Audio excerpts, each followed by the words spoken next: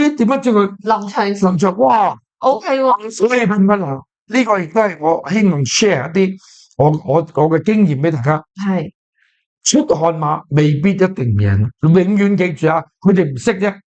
以往有好幾隻馬，係特別一隻叫好消息，張學文馬房，因為我哋張學文馬，永遠隻馬咧係嗰啲叫好忠心、深藏不露嘅。 OK，你成日覺得佢唔會贏，但係咧佢贏嗰陣時個形態係點啊？知唔知？係點咧？好似喺游完水上嚟咁樣嘅，咁誇張？濕滴滴嘅，出晒白汗嘅，佢係贏噶啦。哦，如果你喺沙圈見到熱晒身啦，嚟料啦，喺沙圈嗰啲汗都我哋又唔買嘅，太冷靜。100%冇衰過， OK，亦都係100% 贏嘅。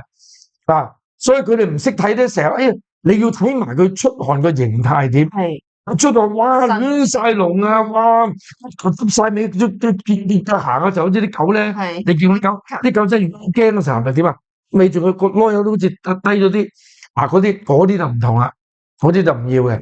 但係嗰隻個耷得嚟啦，哇！如果你喺佢個鼻嗰度咧，卡通片會出煙。係啦，冇錯啦，哇！淨好似出煙咁。咁我哋啲谷友真係醒啊！